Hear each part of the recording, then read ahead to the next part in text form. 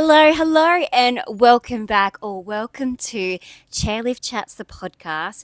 Today we have a really special edition. Look, every episode is special, but as you can see, we've got a different backdrop behind us if you're watching the podcast on video on Spotify or YouTube. We are currently overseas in Japan in Rusutsu Ski Resort, and we're bringing you a special episode all about that experience. I'll introduce us. We are your favourite brother and sister duo. My name is Chelsea Whitticombe. I'm James Whitticombe, and it's so cool to be doing this podcast from our igloo that we're staying in as well in Rusutsu. Look at this place. So you'll probably notice in the background there's a few frames here. This is basically our igloo, and we'll share some photos of our trip, but it's been a pretty amazing experience being able to be in this little snow pod in the snow with every night the snowfall has been coming down over half a metre of snow or even more since we've been here, and it's been an incredible experience.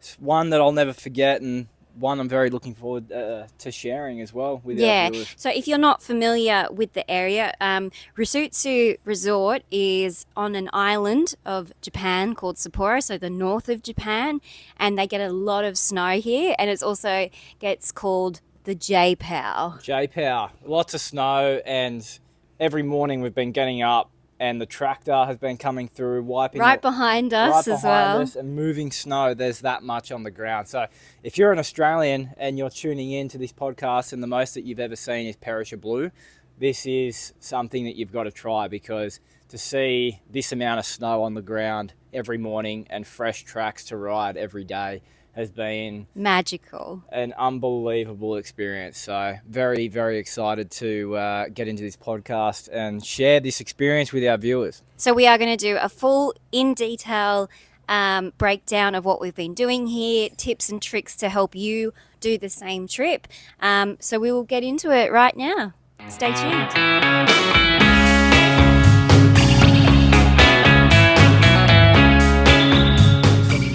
Quality snow. Amazing snow. Probably the most amazing place in terms of skiing I've ever been to. It really feels like another world, because culturally it's so different from Australia, and also just the sheer amount of snow they get is absolutely insane. It really is a winter wonderland. It was, especially doing the two together, Korea and Japan. It was good to see the contrast between both of them and the two different cultures.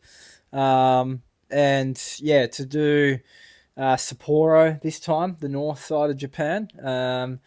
Previously I'd done Hakuba, which was pretty cool. You snow snob. Which was more, it was a little bit more central, but going to Sapporo was just, I've never seen so much snow in all my life. And believe it or not, that was, when we were there, it was about a medium-sized season. It's so funny because all the locals are like, there's no snow. I'm like, you're joking. And in the morning, I was putting on 6 layers. I would have like a singlet Sorry, that would be James's phone. That's Pingu in my phone. Who else has Pingu as their text message tone? Yeah, I know. Well, I like Pingu. I like Pingu too. I had to have something good. I feel like Pingu influenced who we are, you know. Oh, well, Pingu's just my... Pingu doesn't want to go to school. Yeah, I know. That's the way it is. No, what were you saying? I lost my chain of thought with Pingu. No, we were talking about the snow. The quality, the snobs, the snow snobs. Snow snobs, yeah. The Japanese locals and the snow. No, and I was talking about the layers that I was putting on. So I was putting on like a thermal singlet, then a long sleeve thermal singlet. And I had about 6 layers on, and I was cold. And we get in the car for the day, and the local who was driving us said, oh, it's very warm today. And there I am shivering in my 6 layers. I wouldn't say it was the coldest. So I think the coldest skiing that I've ever done was in South Korea. Yeah. And that was, around that -10 to about -16. On that really cold day, it was like -18. But that felt really cold. It was different as well, because when I was in Europe back in 2017, that was like -20. But that didn't feel as cold as what Korea was. Korea is insane.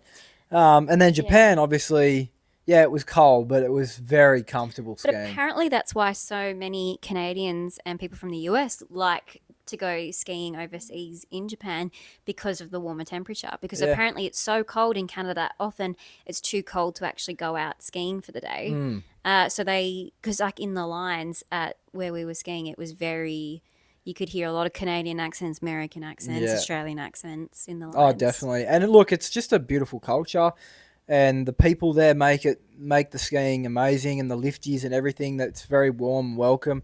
They brush off your chair from snow that's on the lift. It's just really nice vibe. And for Australians, it's only about 9.5, 10 hours to get to Japan. So it's It's not as relatively, far as going to Europe yeah, or it's the relatively US. close. Good dollar value. Yeah, very good. And yeah, I think, overall, when you compare it to the rest of the world, it's well and truly up there. So Yeah, definitely. World class. yeah, well, let's kick off, Chelsea. So we're in Korea, and we Yeah. flew over. So We flew across the sea. So we finished up our trip in Seoul and then Pyeongchang in South Korea. And then we got back to Seoul, got to Incheon Airport and flew across the seas to Sapporo, which Yep. is one of the northmost islands of Japan. They Yep. got an international airport there. So we were able to fly Korean Air to there. what do you think of Korea now? Korean Air, they deserve the award they just won. That Yeah. was a great flight. I thought it was very comfortable, even though it was only 2 hours. It was pretty. Well, actually, believe it or not, it's 2 hours because you have to go around North Korea. Those bloody idiots. I mean, it would have been a lot quicker if we could just go straight through. But anyways. Yeah, you do actually have to go, Yeah, in I the saw wrong what direction. I was watching the direction of the plane, and it went like this: ding, ding, ding. And if Ding, ding, ding. for our listeners, that's like down and then up. Like, Anyway, Korean Air, great Yeah, airline. loved it. I would feel confident flying with them again. yeah, For that sure. I'll Yeah. tell you, the economy. We went economy. Obviously Yeah. it was only 2 hours, but like it was comfortable, and the leg room Spacious. very spacious. I can see why they won the award. Like it was And impressive. their service was impressive. They were very kind. They had amazing English. But I felt like everyone on that flight was really well looked after. You looked around and everyone looked happy. Yeah. But yeah, so we got to Sapporo, got through immigration, all of that, and our next sort of challenge was because we were dry. So Sapporo is the main island, and we were going to the Hokkaido area of Sapporo, and then in the Hokkaido area, we were going to Rusutsu Resort. Rusutsu, as all they Yep. Americans pronounce it. And to get there, so we wanted to drive there, so we had a bit of freedom for dinner and just getting around a little bit. The alternative was to get a bus, and there Yeah. was a bus service that would take you to, Sapporo. To the airport, yeah.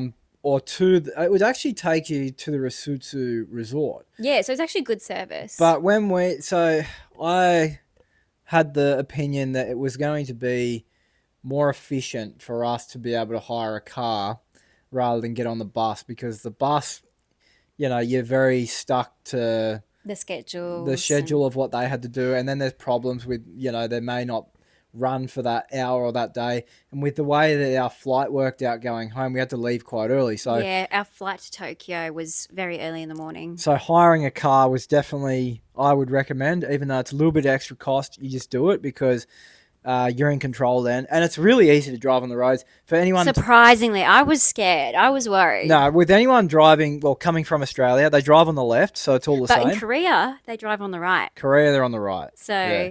But it was more, the only challenging thing with driving in Japan was just the sheer volume of snow. Oh my god. But we fit though. Like, how about the Okay, bags? I had a freak out in Korea. She did. Because she freaked out. Because I was we never were looking worried. ahead. We were looking ahead at what was coming up. I'm like, okay. Actually, no, I had to pay you money. I needed to transfer you money for the car because you had to finalize Right, payment for the car. Yeah. And you forwarded me the details, and I saw that it said Toyota Yaris or something similar. And I was like, we have 3 large suitcases, 3 large carry-ons, 3 backpacks. There is no way it's going to fit in there. So I was online going mad trying to find an alternative car, van, anything. And We'd already paid for it. But I was like, no, this isn't going to work. Like, we're going to have to send our luggage, because in Japan there is luggage forwarding, but not really in Sapporo. So that's more of a Well, anyway, so we get to the airport, we get the car, and the girl gives us the keys and says good luck. good luck with it. Anyways, a bit of Tetris, put a few seats down, and hunky dory, we were done. And I knew it would work. I was never in doubt. Surprised. I was never in doubt, and my girlfriend never in doubt. No, I was definitely in doubt. We were good. We're gonna post a photo of this because it was tight. Like we took a photo of the car because when we were leaving, we needed to know how to repack the car because it would only fit a certain way with certain bags in certain directions. But to be fair, yes, hiring a car was a good decision. To me, the weirdest thing though was turning up to Sapporo, the airport, and seeing snow on the tarmac. I thought that was pretty cool. And look, it's just... I know it seems like obvious, like you go to a snowy place and there's snow, but to actually, when you go skiing in Australia, you only see snow from when you get to the national park. Here we are at the airport, 2 hours away from the ski slopes, and we're seeing such a great volume of snow. 2 hours from the ski slopes, but if you look at the map of where Sapporo is, you're right next door to the China Sea, and you've got Russia above that, So you don't realise how close it all is. You've got the cold, so apparently that's why Japan's got some of the best skiing ever and the best snow quality. It's because they get the winds and the cold air that runs off the China Sea and it comes across into Japan and it just dumps meters and meters of snow. Yeah. And that's why this quality is just there. It was beautiful, the snow. Like, it was really fluffy. Yeah, and as for the Yaris, I was so impressed with how it handled. It was so good. Compared to just, what we have here in Australia, like four-wheel drives going down the parachute and things. This was just a simple Yaris, and I got up and down all the ski and all the snow, like, no problem. Yeah, well, it was all-wheel drive, and it had snow tyres.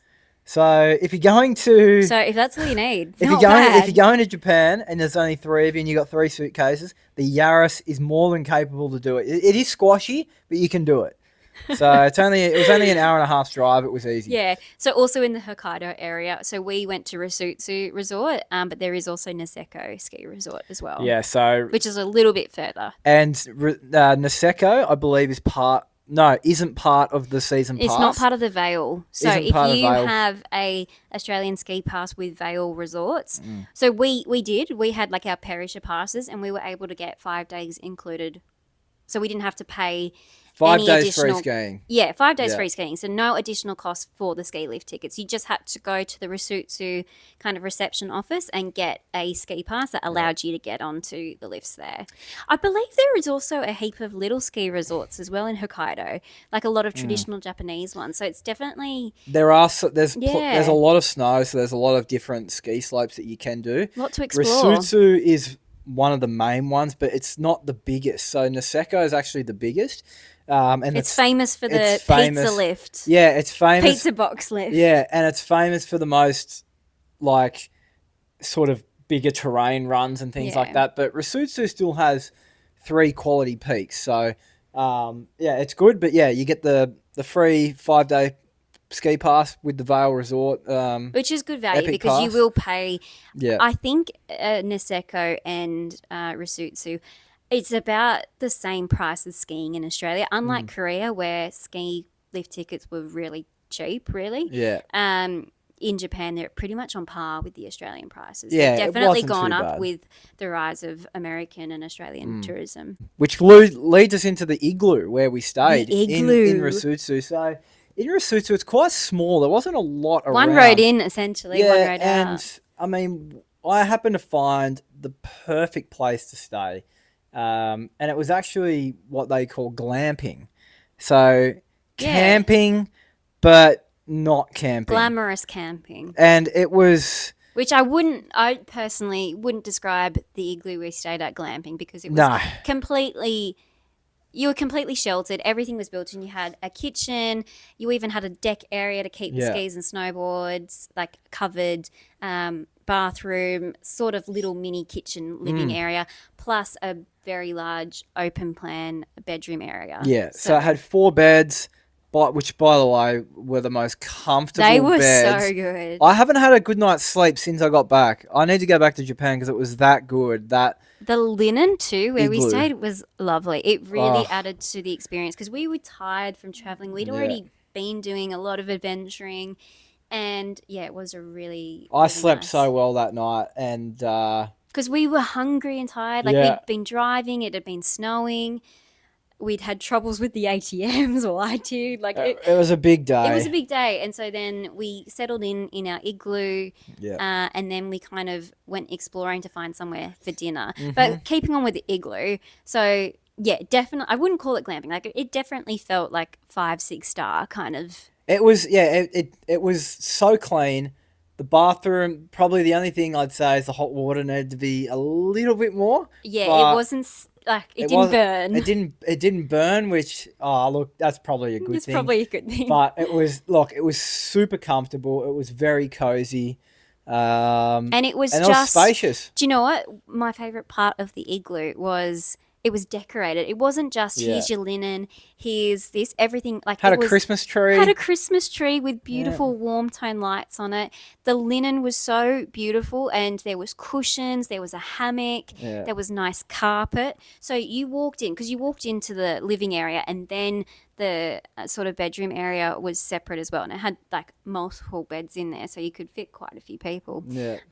But it was just such a feel good. It was so magical. It felt like you were in a snow globe from the Santa Claus It or did. something. And each morning when you wake up, they'd have because it would snow so heavily overnight, there'd be half a meter of snow or Yeah. more sitting on the ground, and the big excavator or bulldozer would come Yes. through, Oh, that was so and it would wake you amazing. up. It would be your alarm clock in the morning because it would come through. So they have to clear the roads. And they'd clear everything, and just there would be the biggest pile of snow, and it's super weird because the temperature at times did get. I mean, the warmest day we got was 0 to about -2, but sometimes you can get that here in Australia. But the snow just stayed nice and fluffy Yes, the not whole like time. in Australia, like it looks fluffy, but it's actually quite icy. Yeah, but it was so. It was perfect. I think because it was so fresh all the time. Like it Yeah. was constantly being. It was amazing. I loved it, and how good were the hosts as well. Oh, that was lovely. The people who ran that lodge. Jin. Jin. Love gin. But we had the most beautiful lady for breakfast every morning. Oh. We were so well looked after. Like, yes, we had a car, but when we collected our snowboards and skis and everything, we got driven to the Rusutsu mountain every day, and they were super accommodating. So this guy Jin, what a legend he was. He looked 40. It's amazing. He looked really he did. looked 40, but he was actually what, 65 or Yeah, he was closer nearly to 70. Nearly 70. Unbelievable. And he's running up each day, grabs the snowboard. Here you go, sir. In it goes. And he's like, my English isn't that great. I'm like, mate, we're having a conversation. I said, your English is good. Do you know what? I think sometimes because he had such a fun personality and such a willingness to help, that built conversation. Like it was all in hand gestures and Yeah. smiles, and that was your communication. And yeah, it was just, they really made all of us feel so special. So that was the igloo, a definite highlight for that trip. It was one of my favourite parts and probably the coziest, comfiest place I've ever stayed in. It was Aw, brilliant. so nice. I loved it. So nice. I'm reliving it now. Yeah, So it was nice. great. Aw. And then let's talk about where we ate dinner on a few nights at the pub cricket or cricket pub at the Rusutsu Yeah, Resort. it's funny. I think we were calling it the cricket pub, but in translation, it was actually called the pub cricket, which I thought was quite funny, just because, English to Japanese translation getting lost. Oh, it still had like the photos. It It had all memorabilia. had lots of Australiana sort of Australiana stuff. had a lot of English stuff. It had Yeah. some Spanish footballer stuff, all signed. And Oh, it was a great pub. so yeah. Anyway, this was inside Rusutsu Resort, so it was really really well suited us because it was very Western food. Like you could get curries, burgers, all of that kind of pub food. Yeah. You could get hot chips. So definitely on the comfort food side, which is, when you've been traveling in Asian countries, so much of the food is so unfamiliar. So to have that familiarity was, Yeah. which was really nice. That was great. moving on into the ski hire though. Yes. So ski hire, there was obviously a shop just over the road from where the Rusutsu Resort was. Yes, you can hire from the resort though, which we do not recommend. Well, you can if you want to spend all your money on ski hire. But basically, it was double. It was. We had a chairlift chat with an Australian guy on the gondola. Yeah. And he says, "Oh, where'd you get your ski hire from?" I'm like, "Oh, from this random place across the road." Which Jinjin from our accommodation recommended. He drove us there. Yeah, dropped us off there, and they were awesome because you could go in there, get professionally fitted for a snowboard or skis. They'd measure you up, and off you go. You could have powder skis, powder board, and you could interchange throughout the week as well. Very reasonably priced. That's what you did. You started off with a full-on powder board. Yeah, I started off with the full-on powder board with like the shark fin and everything, and then I changed midweek as my legs got sore because it's obviously quite heavy on your legs. But they were great, and they'd tighten your bindings if they needed to. And again, it was good just location-wise. It was good to have it right next to the gondola and the Peak One where we were. Essentially it was you have the resort ski hire, and then there was a red light crossing. Yeah. It was next to actually a convenience store, the one with the little chicken in the logo. Yeah. Good to have something close and easy to accessible. Yeah. That's what was great. And you know what was really nice? Like, they really made sure everything fit right, but then they also waxed your board as well once you were happy with it. Wax your board, wax your skis. Very professional service. Yeah, it was great. So not in the resort, across the road from the resort. We're not putting the resort down. The resort, they said the gear was great, but the gear's good. Double the price. So if you want to go spend your money, like, that's fine. It's just what you're going to get when you go to these kind of places. A big ski resort. Resorts. Be prepared. Like, for convenience, maybe it's easier for you to just go into the Rusutsu Resort and just pay, extra and have it there. Sometimes like, when you're traveling, that's what you got to do. Yeah, whatever. Like, it's just the way it is. That's just our recommendation. This is a Chairlift Chat recommendation. The Chairlift Chatss recommend. Go across the road. Cool vibes. I liked it. Well, let's talk about the mountain, Peak 1, 2, and 3. Yeah. I feel like a good way to explain this, because Peak 1, 2, and 3, it's hard for you as listeners to understand that. So the way I'll explain it is, imagine you're skiing at Perisher in New South Wales. You have Smiggins, you have Perisher, and you have Blue Cow. Think of that. So Peak 1 was your Smiggins, Peak 2 was your Perisher, and Peak 3 was your Blue Cow. So they were all interconnected but slightly different areas. It did have their own names. I can't remember exactly. They did. I actually have them written down, but I don't know if I'll be pronouncing them correct. Yeah, it was a good, but that was pretty cool. And look, we remembered it as Peak 1 and 2, 1, 2, 3. Well, that's what we would say in our group chat. Yeah, and it was just the front. I call it the front valley, but just out the front of the as you walk outside or out the back of the Rusutsu Resort was where Peak 1 was. Bit of a sort of beginner, sort of friendly startup. Start to your day. It was a really good warm up. And I loved actually getting in the little escalator thing going up to the. Oh yeah. There's a little escalator tunnel. Like an escalator magic carpet. Little magic carpet, which took literally you had to get on it to take you up to where you needed to go for the ski lifts, and I loved it because it was a good start to your day. You'd see all the the ski school and them learning how to ski. It was a good buzz. Good vibes, and then you go up and you start your runs and start your day. Yeah, and that first lift we had actually had the shield on it. Yeah, it did. So a lot of the lifts there had shields, so if it was windy, lift. You could be this was they had I feel like in Rusutsu they have really modern lifts and really old lifts. Yeah, it was a bit of both. The ones with the shield's quite nice because if it's really windy, that's what makes you cold. But it's fine when you're going down the mountain, it's just going up. You're sitting there not moving. So it's really nice to have that. So that was cool. And then obviously you move over with the gondola to Peak 2. And the gondola was about a 10-minute ride over to the... It basically didn't go up so much. It went across the road and then up on the angle a little bit.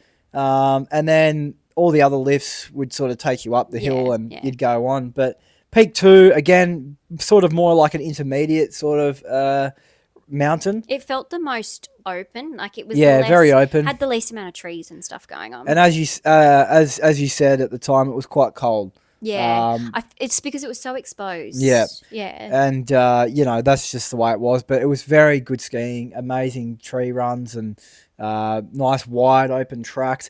Very good for someone who likes to do tree runs potentially, but then someone that's like wants to just go down the valley and you can meet each other up at the bottom. That's what's good. You always meet at the bottom because Yeah. it doesn't seem no matter which trail you go, they all end up in the same place. And that was awesome. I thought it was just Peak 2 was very intermediate and just a good, really good fun. And then obviously you go over to the far side of the mountain, which was Peak 3. Which was, I'd say, our favourite. And, again, some amazing runs over there. Some of the tree runs, I've never experienced anything quite like it in my life, where the trees are very close together. You had some wipeouts, though. I did have a few wipeouts and some close calls. Man, there were some close calls. Skiing down, I did hit a few trees, thankfully not too hard. But then one that was caught on camera, which we'll have to post. Yeah, definitely. That's a good one. Then another one where I didn't realise I was going over like a bit of a glacier or like river, and I pulled up to the edge and realised, I'm like, oh crap, I'm strapped, walked back up the hill a bit and then went back down a safer route. But that's just what happens. There's so much snow on the ground, you didn't see where you were. Very easy to get disorientated, but loved it. Yeah, because cool. We on the gondola, it was always good planning time to either talk to other people and where they were skiing for the day or decide where we were going to go.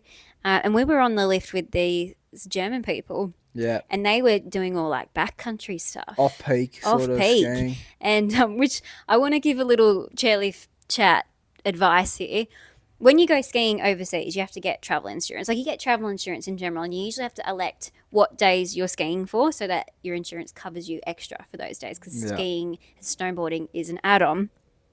Now, if you have an accident off-peak, off-trail, your travel insurance does not cover you. So that's a bit weak. Be aware. That's typical Australian insurance companies that just go, no, you know what, stuff you guys, we're not covering you just because you didn't crash in the right spot. It's like, we wanted you to crash over here because that means we can give you money, but over here, no. It's like, well, they're just no fun. You're just so boring. They're just boring. They're typical losers. They're your park rangers. Like. I just can't stand them. Anyways, thankfully there was no major thankfully accidents. we were good. We were safe. We kept it safe. But please, if you Be are careful. going, always get insurance. You do need it. Don't skimp out on it. You do need it, and you just have to pay a little bit extra because you're going skiing. But you do need it. Well, okay, that's the thing. You pay extra to get a SIM card when you're overseas. Yeah. Okay, so think of it like your SIM card, but for your body. Yeah. And your body's more important at the end of the day. You can't. Replace it. And you know what? The reception at Rusutsu Resort is not very good. No. We were using Messenger to communicate. Yeah, it was okay. It was a bit patchy at times, but we would manage to get the messages through. Yeah, but do you remember those old guys that we bumped into? Yeah, they were. And they were like, didn't know how to communicate because they were worried they were going to get hacked by the Chinese government. I know. I love that. I think that's typical old people. Do you know what? That was amazing because lunch, we would have lunch at a few different places. Our favourite was on Peak 3 at a cafe called Steamboat Cafe. There was a lot of, you could get like curries, noodles. It was a good variety for pretty cheap prices. It was very reasonable there. But it was so hard to get a table. Sometimes it was so packed. And we ended up on a table with all these old guys, all these oldies.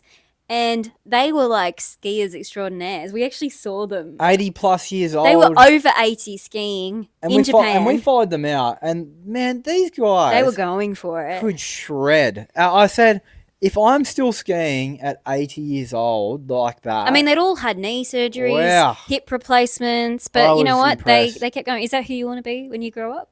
Well, I want to be better than that. I thought that was pretty impressive. It was cool. I thought that was cracker. Great effort. 80 years old to be doing that is very impressive. We just on there was like a whole group of them. There's probably 5 of them. Talk about your favourite run, Heavenly. The Heavenly. Okay. The trail Heavenly has its name very perfectly because it was the most picturesque, beautiful run. You felt like you were on top of the world. From the top of that mountain, you could see the ocean, which is something that I think is very unique to the Hokkaido, Sapporo area because you're on an island surrounded by the ocean and you can see the ocean. So it's a weird sensation being surrounded by mountains, snow, and the ocean. And then you do this beautiful winding trail down the Heavenly, and it had a lot of different ways. If you wanted to do jumps and trails and go through the trees like you do, it had that. But if you also just wanted to really leisurely enjoy it, you could do that too. And It I was loved it. It was stunning. great. Lots of powder, in the trees, but also on the main run. And yeah, like you said, you could just go down the main part or you could go down the trees. And it would take a long time to get did. down. It was a Like, it long was just a run. really nice, long, smooth run and so much variety. And as a snowboarder and skier, like, you just want variety. And to get something like that Heavenly Run, that Yeah. was, Heavenly. oh, it was Do you heavenly. know I what? loved it. It was great. I like to play music when I snowboard. I didn't so much overseas because I'm not as, I didn't know the area as well. But the Heavenly, after a few goes, I started playing music and I kept playing Heaven. I'm in heaven. I'm in heaven. But I was just thinking. Or the Charlie's Angels one. Heaven. Oh, yeah. Must be missing angels. It was just a cool. It was just an awesome vibe. I think when you're going down such an amazing run like that too, I find people say that they relax at the beach. People say they relax just at home having a cup of tea. But I tell you what, there is nothing more meditating and relaxing than snowboarding and going down a mountain, because I think you're distracting your brain from thinking about anything else because you're worried about not hitting that tree in front of you. Yeah. Or you're worried about not hitting that person. But at the same time, you're enjoying it and you're relaxing so much that you just don't think about anything. Yeah. And I think you get to the end of the week and you go, okay, my body's tired physically, but mentally I've had a really good rest and my brain just feels so refreshed from doing what I've just done. And so I think being on that Heavenly Run was just in the heart of God's country. It was just in nature, in the mountains, looking over water. It was just amazing. Like, words can hardly describe how good that was. Yeah. It was truly amazing. So good for you because your brain is completely focusing on that one thing, that one goal of getting down to the bottom of the mountain and enjoying it. It does something. It's definitely a kind of meditation. It was awesome. And then even going home, we have to talk about the chairlifts. Yeah, and like from the Heavenly, you were on all the way at the end of Peak 3. You were a long way to get back.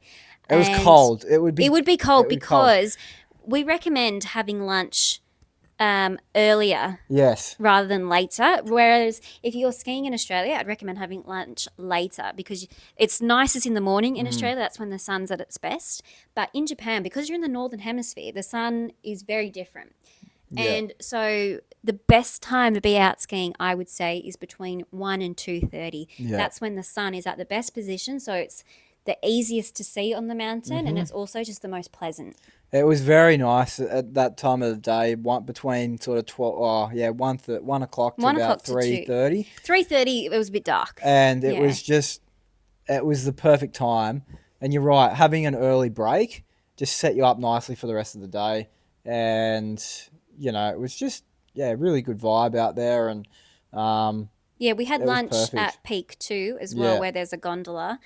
And that was nice too, but it was definitely more on the pricey side. But in terms of pricing, it was probably Perisher prices. Yeah, so not too bad. And it was similar kind of food as well, quite Western. Oh, you should give your tip about drinks as well. Oh, yes. So, hot tip: if you're eating lunch or whatever on the mountain in Japan, don't buy drinks from the bar. Buy your drinks out of the vending machine because they're about $6 cheaper than buying out of the from the bar. Yeah. So that was a great tip. And there's more variety too. The drinks are amazing. You can get watermelon, purple Fanta. Dream come true. It was so good. I loved it. But sorry, as we were saying, we're talking about the chairlifts. Now the chairlifts are pretty different over there. They've got no safety bars. Bit rusted. Bit different to what you'd expect. Bit dodge. If you came from, say, Tokyo, where everything's so modern with their trains, very clean, very just schmick, and then you go up to Sapporo, and even Hucklebar, the chairlifts, they're all rustic and quite old. Yeah. They need another Olympics there so they can modernise everything. Do a 'Cause, Korea yeah, they upgrade. just need an upgrade really in the lifts because no bars. The double. Well, look, some of them did have bars, but Yeah. like the lift you had to get home back to the main peak, you had to get this double chair that was Yeah, it was- rickety and old. Think like in Perisher, the one that just got removed, like that but worse. Yeah, way worse. Because you had no safety belt, you were high up in the air, and you know what? I quite enjoyed the experience because I'm like, there is no way this would happen in Australia. It was cool though because you get on and it would just be nice. It'd be a really nice ride home. And then the lifties would wipe your chair and make sure there's no snow on it, so they'd clean it for you. Super kind, caring people, and yeah, the lifts are cool. In the Secco, they've actually got a one-person lift. They call it the pizza box. Well, they need to change that. Come on, one person. One person, that's not very practical. Like we need six people chair minimum. Yeah. I think that's what you need nowadays because they're so popular. 6 chairs, or I do enjoy gondolas for the sense that you're warm inside of them. They're nice and too, you can have good chats because you're not just sitting next to each other, you're sitting like opposite each other, other, so you can have really good convos. And yeah, it was cool. I think that's where we got most of our recommendations of where to eat, where to go skiing, and just talking to people and hearing about their experiences too. Like we had some good chairlift chats. I think if you're open to, you have to. I think some people can be really quiet on a chairlift, like just very stick to themselves, which is fine. But if you want to have a chat, just start talking. Yep. And see have what a chat happens. and see how it goes. You might even meet the bloomin' daughter of the person who owns the resort. Like that's it. Yeah. You know, you just never know who you're talking to. Exactly. Enjoy it. So now the chairlifts were cool, and overall, just getting in and out of the mountain and the shops and the restaurants and cafes was very easy, very accessible, and it all connected really, really well as it should. Yeah. You know, for such a spectacular resort.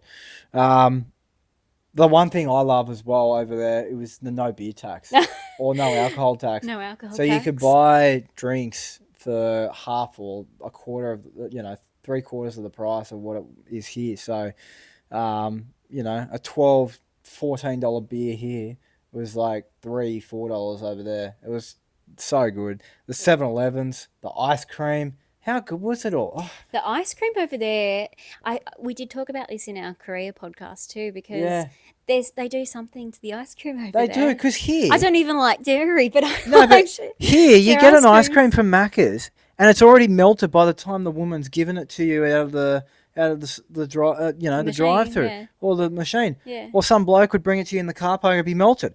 Over there, you get your cup out of the 7-Eleven machine, out of the 7-Eleven ice tub.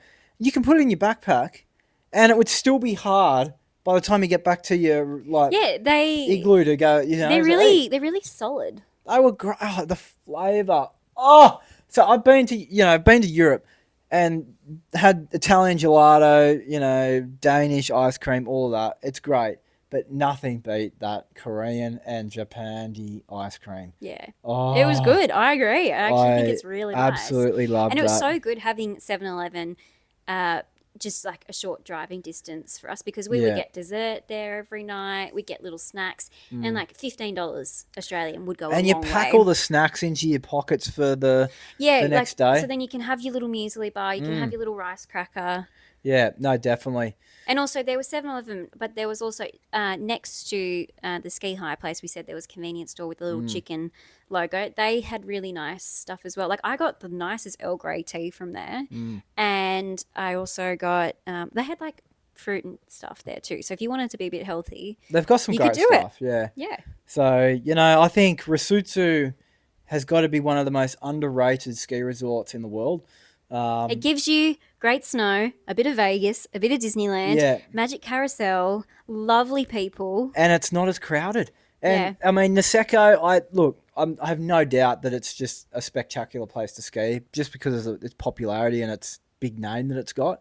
But I think if there's anything that we've learnt from this trip that we've done in Pyeongchang and now Rusutsu, is that we went to two very unique resorts that haven't necessarily got the big name of skiing in the world globally. And Rusutsu, with just some of the tree runs and being able to snowboard through them, it's some of the best skiing I think you'll ever do. It's God's country. It's magnificent. It's the people are very kind and caring. It's a cozy place to be, and it was just an amazing trip. I loved it. Walking in a winter wonderland. It was. What was your favourite bit? My favourite bit was waking up in the morning and going outside and feeling the coolness on my face. Yeah, that was because there's nice. something, you and I, we're very fair skinned. We're not meant for hot Australian weather. Something about being in the cold and throwing on a big coat and a scarf. I love that. And there was always like really cute birds chirping in the morning. So That was cool. I'd walk out in the morning, say hello to the birds. I felt like Snow White in Once Upon a Time, like talking to the birds. And, you know, I was just embracing being in a winter wonderland. And every morning I'd like take a photo and document it. And like I was literally doing gratitude every day of, I'm so grateful to have experienced this. Like, I don't know if I talked about this in the Korea podcast or not, but the snowflakes over there. Oh, yeah. When it snows, okay, I don't know if this seems silly to say or not, but when it snows here, There's it no just such looks thing like, as a silly question oh, thank you. or comment Okay, no, that's on a valid. podcast. That's validating. The thing is, like when it's snowing in Australia, you see snow land on you, right? But it just looks like a little speck. But in Japan and in Korea, you could see snow landing on you and you could see the most perfect little snowflakes, exactly like what a little kid had drawn. Actually, that is my favourite moment, was because I had purple ski gear and you could really see the white snow on the purple ski gear, and it had the perfect points and everything. Perfect flake. I was in absolute awe of that. When I You saw know it for what? the That first was time as well, I was like blown that away. to me. That was like God's country for me. Yeah. I was like, Yeah, wow, it's what a something- force of And nature! it falls from the sky, and it falls in that perfect shape. Like this is what it does. Yeah, you can't quite believe it because it's absolutely magnificent. it is insane. And I looked at that as well. I again blown away at Yeah. how snow actually just falls like that. I mean, yes, it sounds so obvious, but when you see it, and I think, you know, I it's don't about being in the moment and going, Yeah. wow, this is amazing. I think I could see that a million times Well, I and don't still think be amazed. people realise that, like when you actually see a snowflake on, like TV or well, like a in Christmas artwork decoration. or a decoration, that's actually how. My earrings that I was wearing snowflake earrings. I don't feel like a fraud anymore. No, that's actually how it That's falls. what it actually looks That's like. what it looks like. It's incredible. And I think in Australia it does look like that, but it's just so micro that you don't see it. Well, my favourite bit was the tree runs. Yeah. Nothing will beat going down those tree runs and getting up the lift and just skiing down and being able to have a break on the flat run and then get back into the trees and you're just weaving in and out of the trees. And I did get some video footage of it. It's hard to see because you're just moving so quickly. But It was really hard to get good footage. It is just like you're going down that mountain and you are just in. It's totally just in like peace of just in awe, total awe of how good it is. Total awe and wonder It of was just like the land. it was just the best skiing I've ever done. It was truly amazing. So I loved it, and I look forward to going back there one day for the Olympic Games or even just on another break or another holiday. Definitely, it would be an amazing place to go back to and see because amazing people, beautiful culture, and amazing snow and skiing. Absolutely. You said it so beautifully. So Chairlift Chatss, that's episode, part one. Because after all this, otherworldliness, being on an island in the north of Japan, we travelled back down to Tokyo. We went into Tokyo. So we had some fun days in Tokyo. We did. We'll be bringing that to the podcast very plenty soon. Plenty to talk about in that. Disneyland, shrines, a bit of everything. So, and again, more Lucky ice cats. cream. And ice cream. Ice cream. Ice cream. Wait, I have one for you. Okay. What did Sushi A say to Sushi B? What? Wasabi. Oh! Do you get it?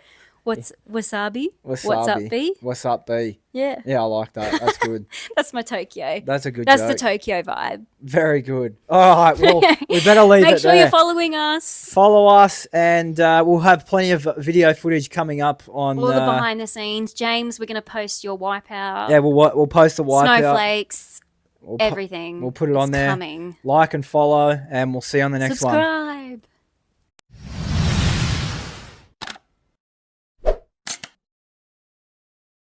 And And that was all at the Rusutsu Resort. and he stepped on the ball. Yeah. Okay,